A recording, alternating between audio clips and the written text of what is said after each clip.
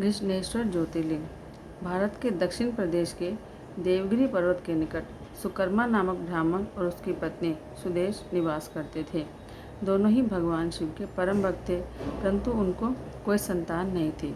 इस कारण वह बहुत दुखी थे, जिस कारण उनकी पत्नी उन्हें दूसरी शादी करने का आग्रह करती थी।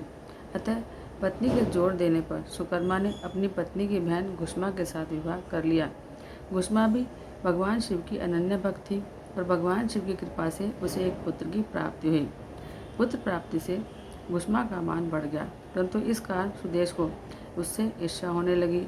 अब वह पुत्र बड़ा हुआ तो उसका विवाह तय कर दिया गया और उसका विवाह हो गया। यह सब देखकर सुदेहा के मन में और अधिक ईर्ष्या बढ़ गई, जिसके कारण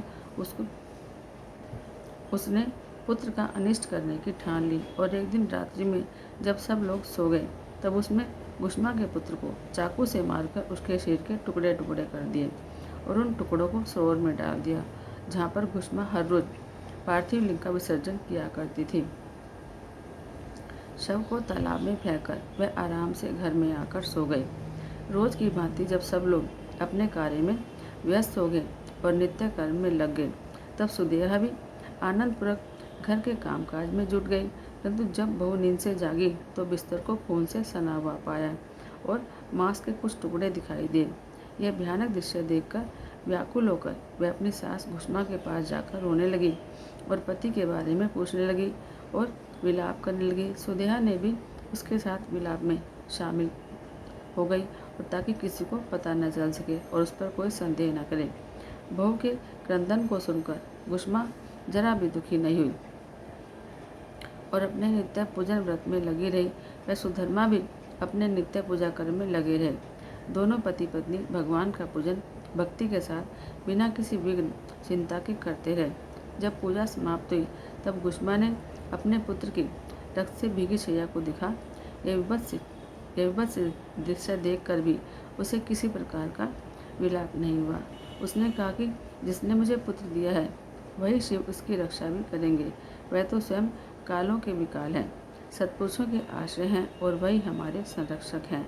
अतः चिंता करने से कुछ न होगा। इस प्रकार के विचार कर उसने शिव भगवान को याद किया और धैर्य धारण कर शोक से मुक्त हो गई और हर रोज की तरह शिव मंत्र ओम नमः शिवाय का उच्चारण करती रही और पार्थिव लिंग को लेकर सरोवर के तट पर गई। जब उसने पार्थिव लिंगों को तालाब में प्रवाहित किया तो उसका पुत्र सरोवर के किनारे खड़ा हुआ दिखाई दिया। अपने पुत्र को देखकर घुष्मा प्रसन्नता से भर गई। इतने में ही भगवान शिव उसके सामने प्रकट हो गए। भगवान शिव घुष्मा की भक्ति से बहुत प्रसन्न हुए और वरदान मांगने को कहा।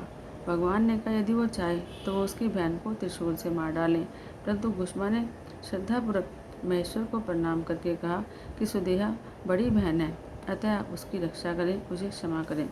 घुष्मा ने निवेदन किया कि मैं दुष्कर्म नहीं कर सकती और बुरा करने वाले की भी भलाई करना ही अच्छा माना जाता है।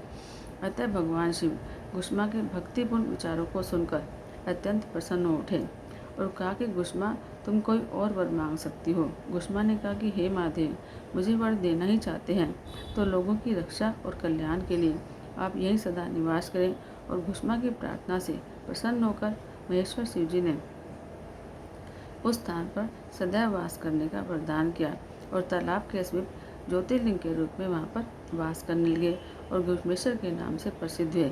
इस तालाब का नाम भी तब से शिवालय हो गया।